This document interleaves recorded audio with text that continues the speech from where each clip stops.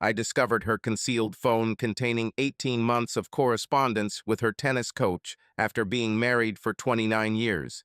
Instead of confronting her or reacting angrily, I chose to disappear. There was no goodbye, no note, just vanishing without a trace. For several months, I created a fresh existence away from her reach.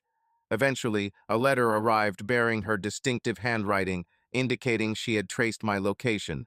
Now, I faced a decision. My name is Warren Harris. I'm 52 years old, and until last year, I worked as a financial consultant at Henderson and Blake in Chicago. We assist high net worth clients with asset growth, tax regulations, and retirement planning. For 27 years, I established my career on anticipating potential calamities before they occur. Ironically, I failed to recognize the impending disaster within my own household. Jennifer and I tied the knot at a young age, both 23, filled with dreams. Our daughter Emma was born 2 years later. I believed we constructed an ideal life. The Oak Park Tudor-style house, annual trips to Maine, Emma's graduation from Northwestern, all elements of what seemed like perfection. For years, I toiled away with extended hours, assuring myself it was for our sake and our future. However, issues arose around our 25th anniversary. Securing the Bishop account, a family boasting over $50 million, necessitated an extensive portfolio restructuring which consumed me for 3 months, leaving me largely office-bound. On Emma's 27th birthday, a sudden client crisis kept me away from our dinner, and Jennifer didn't lash out. Instead, she gazed at me with an empty countenance and stated, "I wasn't expecting anything different." I tried making amends, arranging a surprise weekend in New York for Jennifer and purchasing an expensive watch for Emma. However, presents don't compensate for absence, and deep within, I recognized it. I vowed to prioritize family after the Bishop project, then the Henderson promotion, then tax season passed, but my promises remained unfulfilled while Jennifer delved into a book club, took up tennis, began volunteering at an art museum, all positive and wholesome pursuits. I took delight in knowing she had hobbies beyond our marriage. I never pondered over why she all of a sudden required numerous activities outside the house. One unusual day in April, I arrived home ahead of schedule. I'd sealed a significant business deal and wished to surprise Jennifer with a dinner reservation at Alinea, a renowned 3-star Michelin restaurant she had long admired. The house was vacant, but her car was parked in the garage. I called out her name, searched the backyard, then our bedroom. Her wardrobe door was partially opened. Inside, on the shelf where she kept her winter scarves, I noticed an unfamiliar phone. It wasn't password protected. The text messages dated back 18 months. His name was Richard. He was her tennis coach. The most recent message had been sent that morning. Anticipating the moment I feel your touch again. Last night was extraordinary. I stood there, staring at that small screen, feeling as if I'd been struck by a bullet. 29 years of marriage, 29 years of what I believed was constructing an indestructible bond. In that instant, all my prior beliefs about my life shattered as fragile glass. Instead of confronting Jennifer right away, an unusual numbness took over me. I put the phone back where I had discovered it and walked down to the garage, sitting in the car for almost an hour. Upon her return, laden with grocery bags and whistling a tune, I assisted her in unpacking as if nothing were amiss. "You're early today," she remarked, her surprise evident. "I finished the Wilkerson deal ahead of schedule," I replied calmly, arranging cans in the pantry. "That's excellent," she responded with a smile that didn't quite reach her eyes. "Salmon for dinner," she mentioned casually. We ate across from each other at our kitchen island, just as we had countless times before. She spoke about her day at the museum, hinting at a new exhibit arriving in June.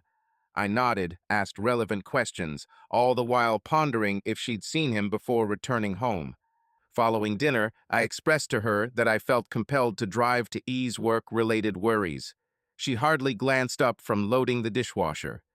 "Don't be out too long," Jennifer remarked offhandedly, giving the impression of concern about my time.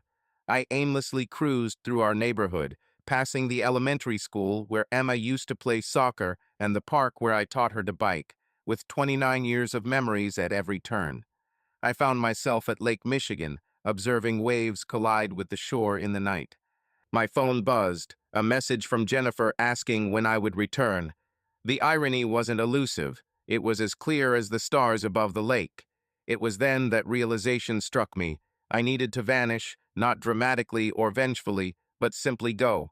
I couldn't bear her excuses or fake tears. I could no longer endure the idea of couples therapy, where we'd pretend there was hope for our relationship. I vanished after her affair. I never intended to come back until she traced me down several months later. That evening, stationed in my car with the lake sprawling ahead, I hadn't anticipated her locating me.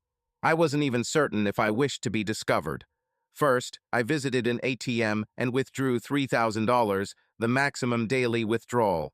Subsequently, I booked a room at a roadside inn outside the city, using cash. The room bore the scent of inexpensive detergent and lingering smoke, but it was clean enough. I perched on the bed's edge and contacted Emma. "Dad," she responded, sounding taken aback. "Everything all right? It's quite late." "All is well, dear," I lied, attempting to maintain a normal tone. "In case you can't reach me, I might be unreachable for a few days. Work commitments, don't fret." "That's unusual timing," Emma commented. "Mom had just texted, inquiring about my whereabouts." "I'll contact her," I assured her, merely wanting to express my love.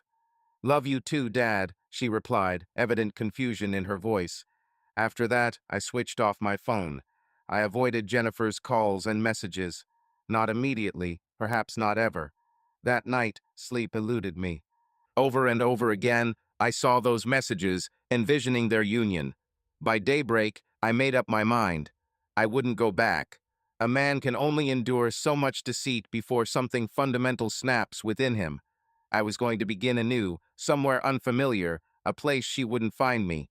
I had vanished, and at that instant, I didn't intend to reappear. By morning, I had a strategy.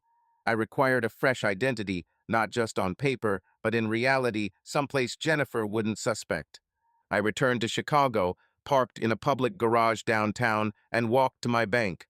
I took $5,000 from our joint account and shut down my personal account completely, transferring the funds to a new account at another bank. Then I visited our safety deposit box and retrieved my passport, birth certificate, and the gold coins my father had bequeathed me. When Mr. Harris, the bank manager, inquired cheerfully about my business, just settling my affairs, I responded, managing a return smile. After consulting with lawyer Arthur Simmons, a trusted confidant for decades, I informed him of Jennifer's affair and my decision to depart. Upon seeing me, he expressed concern and asked what had transpired. I divulged the infidelity and announced my departure.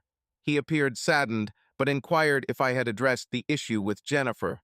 I stated definitively that I had not and would not do so. I sought his assistance, demanding utmost discretion. I disclosed my intention to vanish temporarily, which Arthur listened to without judgment before nodding gravely. He vowed to manage everything on his end.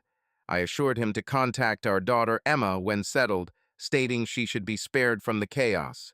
For Jennifer, he promised to remain silent.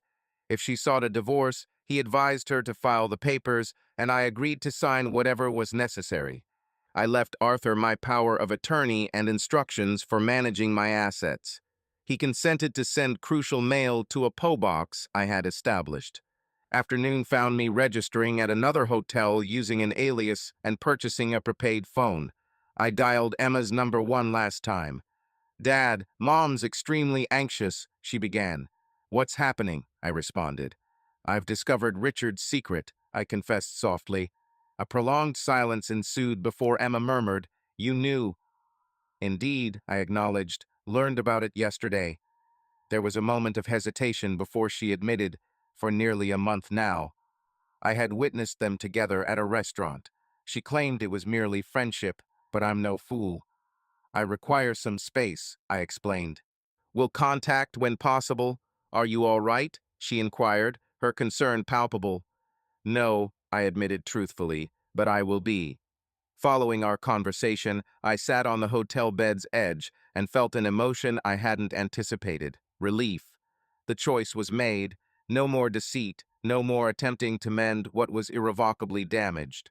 The next day, I hopped on a Greyhound bus headed west. 29 years of memories receded as I departed Chicago, leaving them behind while I ventured into whatever was ahead. After 3 days and multiple bus transfers, I reached Portland, Oregon, a destination selected at random and offering a climate contrasting with Chicago's.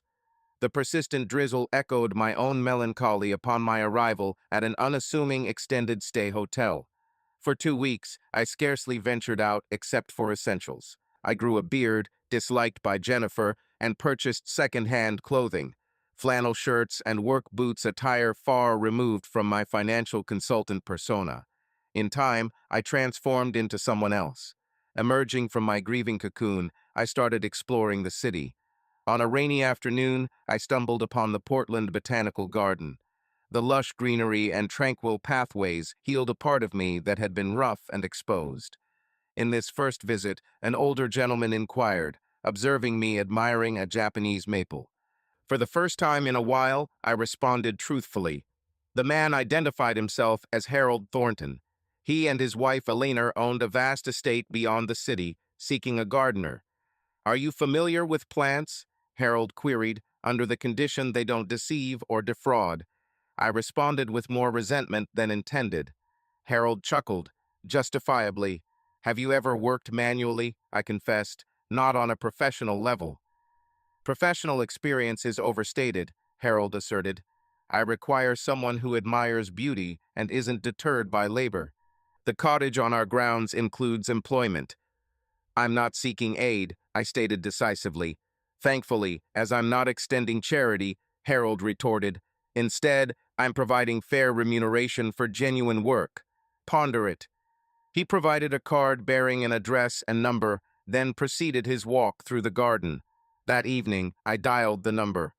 A week subsequently, I settled into the gardener's abode within the Thornton estate, a stone edifice boasting aged wooden rafters and windows facing east for morning sun capture.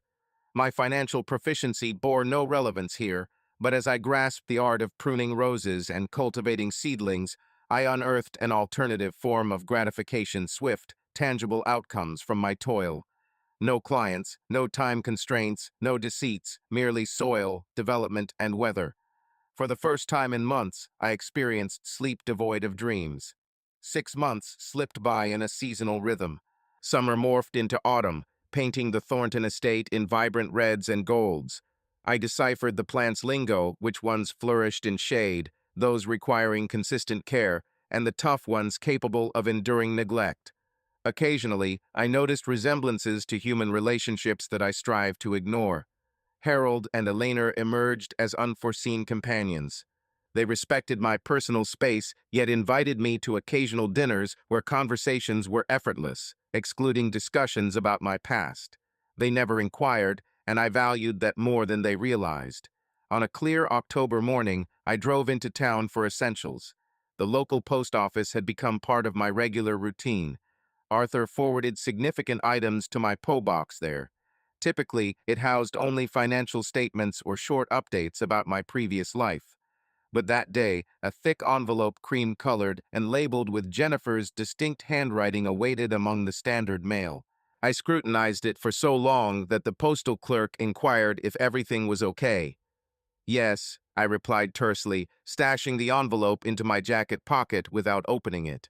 I went about my errands automatically, the envelope pressuring against my chest like a hot ember. Returning to the cottage, I set it on the table in the kitchen and ventured into the garden for some vigorous rose trimming, as if eliminating my thoughts would be as effortless. By sunset, I was drained but more peaceful. I cleaned up, prepared a minimal meal, and poured a drink of whiskey. It wasn't until then that I opened the envelope. The contents were a 10-page letter in Jennifer's handwriting. The initial line stunned me. "I have found you, Warren," following months of hunting. She had employed a private investigator to trace me through my newly established bank account. Jennifer recounted her astonishment at my disappearance, her puzzlement when Arthur refused to disclose my location, and her subsequent understanding that I must have uncovered her affair with Richard. "What you are unaware of," she wrote, "is that it ended months prior." It was never genuine, merely a feeble attempt to feel something once more. I took a lengthy sip of whiskey, my hands unmoving despite the turmoil within. Jennifer detailed the instances where she confronted her mother. Their communication ceased for weeks. Her friends stopped inviting her to events, making her large house feel like a relic of her past. The final excerpt was most impactful. "I don't seek forgiveness, Warren, nor do I anticipate a reply. However, I need to see you one last time, to bid farewell appropriately, to express these thoughts in person. I'll be at the Riverside Hotel in Portland next Tuesday, room 412. If you don't show up, I'll understand, and we'll never communicate again." I gently folded the letter and placed it back into its envelope. Then, I stepped outside under the stars, taking deep breaths of the crisp night air. Jennifer had located me after months of silence and rebuilding. The question wasn't whether I would attend. The question was what kind of person I would be when faced with her. I chose not to inform Harold and Elena about Jennifer's letter. Elena, with her keen intuition, noticed something amiss. The hydrangeas appeared neglected. She commented offhandedly as we walked through the garden, "And it seems you're feeling the same way." I admitted to being distracted. She responded, "Garden is a reflection of the mind dealing with what the heart isn't prepared to confront yet." Elena added, "Whatever burden you carry, Warren, remember that resilience doesn't lie in never faltering. It lies in how you rise again after falling." I nodded gratefully, speechless due to the lump in my throat. The weekend was a whirlwind of gardening and inner turmoil. By Tuesday morning, I made up my mind. I informed Harold that I needed a day off for personal matters. "Take as much time as you need," Harold said, gripping my shoulder. "The garden can wait." I drove to downtown Portland with the windows open, letting the autumn breeze clear my thoughts. The Riverside Hotel was a contemporary glass building overlooking the Willamette River. I parked in a public garage and spent nearly 20 minutes collecting courage inside my truck. At precisely noon, I tapped on room 412. The door swung open promptly. Jennifer was there, unlike how I remembered her. Slimmer, with strands of gray hair that she used to dye. Her eyes widened at the sight of my beard and worn-out appearance. "Warren," she breathed, moving aside to let me enter. The room was typical of a hotel, with a king bed, desk, and 2 armchairs by the window. Her suitcase was neatly stacked in the corner, her distinctive perfume lingering faintly. "You've changed," Jennifer started. "A lot." I completed her sentence. "So have you." An awkward silence enveloped us. After a while, she said, "Thank you for coming." She indicated the armchairs with a gesture. "I wasn't sure you would. My letter didn't give me many options." "I apologize," Jennifer said quickly, "not just for finding you, but for everything." "Why did you seek me out?" I questioned, getting to the crux of the matter. We both understood that our marriage had ended when I read those messages. Jennifer's composure faltered slightly, "Because you vanished without a trace. Considering we've been together for 29 years, I at least deserved a farewell, and I deserved loyalty." I retorted, maintaining an unexpectedly tranquil tone. "Not everyone gets what they deserve." She winced as if I had struck her. "You're correct," she murmured. I wanted to clarify. "You already did so in your letter," I interjected. "Richard was a diversion. We were restless, bored. I wasn't present enough." "I've heard those reasons before, Jennifer, just not about us." Tears welled up in her eyes. "Is that what you believe? That I'm making excuses?" "Aren't you?" I asked. "No," she responded decisively. "I'm admitting fault. What I did was inexcusable. I damaged something valuable because I was weak and self-centered." Her sincerity took me aback. This wasn't the dialogue I had imagined in my mind. "I'm not seeking apologies," I stated to Jennifer. "I've returned because fleeing didn't resolve anything. We need resolution. Emma avoids me. She can't forgive me for pushing you away."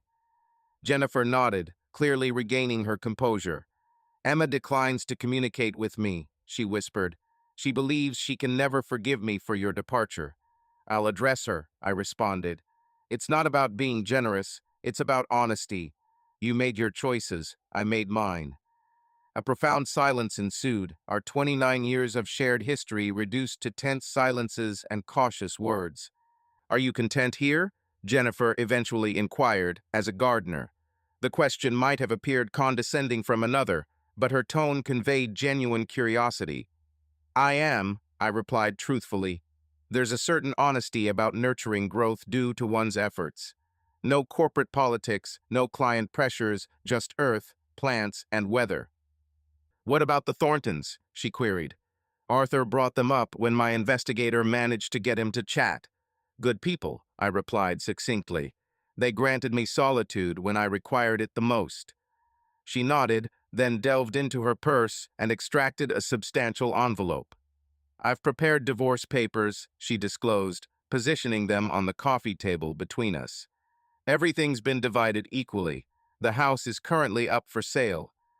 My gaze fixed on the envelope, tumultuous emotions simmering beneath my composed facade. The termination of nearly 3 decades together, encapsulated in legal documents and signatures. "You're not disputing anything?" I inquired. "Why would I?" she retorted. "I breached our vows, Warren. I won't exacerbate that by arguing over possessions." Her accountability astonished me once more. This was not the response I had anticipated. "There's one additional matter," she continued, extracting a smaller envelope. "Emma is getting married in June, defying everything. Despite all this, she asked you to accompany her during the wedding ceremony." My throat constricted. "Is she engaged?" "To who?" "Christopher Matthews. They've been together for approximately a year. You'd find him appealing. He's an architect, dependable, looks after her well." The thought that I had overlooked my daughter's relationship hit me hard. Life seemed to have moved on without me. "You should be present as well," I commented later. "Regardless of our past issues, she needs her mother." Jennifer's eyes brimmed with tears. "I've tried to tell her that. Perhaps she'll listen to you." I nodded, deciding to contact Emma soon. Some connections couldn't be severed, despite the pain associated with revisiting them. As our discussion drew to a close, I found myself examining Jennifer's face, recognizing the lines around her eyes, the habit of pushing her hair behind her ear when unsure. Previously, I had cherished those characteristics. Now, they represented a phase in my life that was ending. It was time for me to leave, I announced, standing and collecting the divorce papers envelope. Jennifer also stood up, keeping a respectful distance. "I apologize, Warren, not just for the affair, but for taking so long to become the person who could acknowledge it was all my fault." I gave a single nod, acknowledging her words without immediately offering forgiveness. As I prepared to depart, I paused at the door. "Take care, Jennifer," I said softly, offering the most sincere sentiment I could muster. Upon reaching the Thornton estate, I found tulips and daffodils blooming, which I had planted in the fall, pushing through soil towards sunlight. The determination they displayed resonated with me. True to my promise, I contacted Emma the day after meeting Jennifer. We spoke for close to 2 hours about her engagement, her job at the environmental law firm, and eventually about her mother. She said she destroyed everything, Emma expressed, her voice laced with anger. "No, she harmed our marriage," I corrected softly, "but you're not a casualty of war, Emma. Don't jeopardize your bond with your mother due to our past issues." "Why are you so composed about this?" Emma inquired. "I'm maintaining anger only harms me." I confessed. I departed to seek tranquility, not to retaliate against her. After a series of persuasive conversations, Emma consented to contact her mother. It wasn't forgiveness, but it was the beginning. 2 weeks later, Harold found me tending the rose garden. "Eleanor's birthday dinner is tonight." He reminded me, "You're expected at 7, and there's another guest I want you to meet." I'd almost forgotten. "I'll be there myself," I agreed. That night, I cleaned up and dressed in the only nice outfit I possessed: khakis and a blue button-down shirt that Jennifer had bought me years ago. The irony wasn't lost on me as I approached the main house, a bottle of Eleanor's favorite wine in hand. The Thornton residence, a grand Victorian with wraparound porches and invitingly lit windows, was bathed in the glow of the approaching twilight. Eleanor welcomed me with her customary friendliness. "Warren, you look well-groomed," she commented, smiling. "Meet our guest, Grace Winters." In the living room, a woman was perusing the bookshelves, tall and distinguished, with dark hair streaked with silver, tied simply in a knot. She turned as we entered, showing her sharp intelligence and easy smile. She wore a modest black dress that suggested sophistication rather than extravagance. Elena introduced me to Grace Winters, Elena's niece from Seattle, Elena explained. "Grace, this is Warren Harris, the gardening prodigy who revitalized your gardens." Grace extended her hand and said, "Nice to meet you, Warren." Her handshake was firm, her gaze direct. Over dinner, I found out that Grace was a retired judge, now lecturing law at the University of Washington. She had never married, opting for career over family, a choice she discussed without remorse or second thoughts. Despite my initial hesitations, her dry wit and candid demeanor captivated me. After the dessert, Harold proposed brandy on the porch. Elena declined, feigning tiredness, while Harold inexplicably recalled a phone call he needed to make, leaving Grace and me by ourselves with our snifters. Grace noted they weren't subtle. "No," I concurred. "For quite some time, Elena has been suggesting that I need more companionship than plants." "Do you?" Grace inquired directly. I ponder the question sincerely. My divorce isn't completely settled yet. I'm not planning to propose, Warren, Grace replied with a smile that reached her eyes. "Only conversation under the stars. We can begin there." Her honesty elicited a genuine and lengthy laugh from me, one I couldn't remember having for a long time. During the subsequent months, Grace and I cultivated a friendship that advanced at a careful pace. We met for coffee, then dinner, then leisurely walks through the gardens I tended. She never demanded more than I was prepared to offer, and I admired her restraint. My divorce became final in April. Jennifer and I completed the final documents in Arthur's office, the process being peaceful and somber. On leaving, she gently tapped my arm. "I ran into Emma last week," Jennifer shared. "She's given me another opportunity. I'm content." I responded honestly. "She requires her mother. She needs you as well," Jennifer explained. "We all did. I just recognized it late." I affirmed with a nod, understanding her words without revisiting past hurts. "Stay safe, Jennifer. You too, Warren," she whispered before heading towards her parked car. I remained on the sidewalk, watching her depart, feeling an unusual sense of freedom. The rage that once engulfed me had transformed into a softer emotion, not quite forgiveness, but acknowledgement. We each made decisions that led us here, and now we could advance individually. That night, I invited Grace to dinner at the cottage. It was the first time I'd extended an invitation into my personal sanctuary, and the gravity wasn't lost on either of us. "You appeared altered today," Grace noted as we sat on the porch post-dinner, watching the sunset tint the gardens golden. I informed her that my divorce was finalized, thereby closing that phase definitively. Grace gave a contemplative nod. "What's it like for you?" "I suppose it feels like unloading a burdensome weight," I concede. "Not entirely comfortable just yet. My muscles are still tensed from the exertion, but soothing." "Suitable for a gardener," Grace commented with a slight smile. "Plants teach you about cycles," I retorted. "Cycles of endings and beginnings, death and renewal." Grace's hand sought mine as the dusk deepened.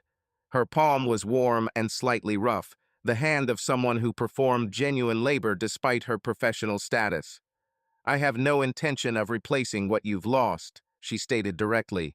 "That wouldn't be fair to either of us." "I understand," I replied. "What I admire about you is that you aren't attempting to fill someone else's shoes. You are carving your own path instead." The ensuing kiss was tender, hesitant, unassuming. When we parted, Grace looked at me with her usual frankness. "I don't require pledges," she stated. "What I seek is honesty. Can you provide that in whatever transpires between us?" I responded swiftly. "Yes, I can." Later, as we walked towards her car, Grace paused to gaze at the cottage and gardens bathed in moonlight. "You've constructed something lovely here, Warren," she remarked. As I observed the changes surrounding me, the neat rows, the flourishing plants, the tranquil cottage, I understood that she was right. From the embers of my past life, I have indeed fashioned something worthy of protection. Thank you, I replied sincerely on various counts, for recognizing it as her tail lights vanished down the driveway. I stood in the serene garden, listening to the night symphony and feeling for the first time in a long while, genuinely optimistic about the future. June graced us with ideal weather for Emma's wedding day. In the anteroom of the church, I straightened my tie, hiding the tumult within me. Soon, I would escort my daughter down the aisle, a role I thought might elude me.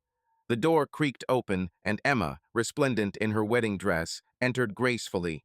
She paused, looking at me with wide eyes. "Dad," she murmured softly, "you look amazing, and you're stunning." I managed a response, my voice thick with emotion. "Your mother would be proud." A hint of doubt flickered across Emma's face. "Does it feel strange, having both of you here after everything?" I replied firmly. "Today isn't about us. It's about you and Christopher and your future."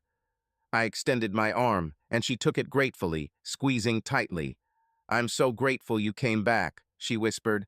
"When you vanished after Mom's affair, I feared we'd lost you forever." "Never," I promised. "I needed space, but you're my daughter. That never changes." The ceremony unfolded in a haze of music, vows, and flowers. Jennifer sat in the front row, tears glistening in her eyes. In silence, we exchanged polite gestures, maintaining a dignified space. Our shared past didn't loom menacingly as it once did, instead coexisting with the current festivities. At the gathering, I danced with Emma, cherishing the brief moment. As the music stopped, she kissed my cheek and whispered. Inviting Grace next, I questioned, "Is this all right?" Before I could respond, Emma was led away by her newlywed spouse. Turning, I noticed Grace standing at the dance floor's edge in a modest blue gown, looking slightly hesitant, an unusual expression for her. "You made it," I said, approaching her. "My daughter reached out to me personally," Grace responded with a faint smile. "Quite persuasive indeed, like her father." I joked, extending my hand. "Shall we dance?" As we glided across the floor, Jennifer observed us from afar. She subtly saluted with her champagne glass, and after a brief pause, I returned the gesture. Some scars would persist, but they no longer dictate our identities. In the hotel gardens after the gathering, my hand intertwined with Grace's. She suggested I join her for Thanksgiving. "Too soon," she commented. "Not at all," I responded thoughtfully. "It feels appropriate." Grace halted, facing me. "Warren," she began, "I must ask you a question. Are you still evading your past, or are you prepared to construct a future?" The frankness of her query, so typical of Grace, warranted the same candor. Upon discovering the affair, I never intended a re-entry into my old life. I explained slowly. Even when Jennifer sought me out, I resisted reconnecting with that past, but now I view it differently. I am no longer fleeing. I am consciously opting to progress each day. Grace's smile made every challenging step of the journey worthwhile. "That was all I needed to hear," she said. Later that evening, as Emma and Christopher departed amid a rain of rice and well wishes, I felt a profound sense of fulfillment. The individual, once escaping from Chicago laden with anguish and deceit, was not recognizable as the person standing here currently. Despite my losses, I acquired something potentially priceless, the awareness that shattered entities, be they gardens or hearts, can be reconstructed with perseverance, tenderness, and the audacity to initiate anew.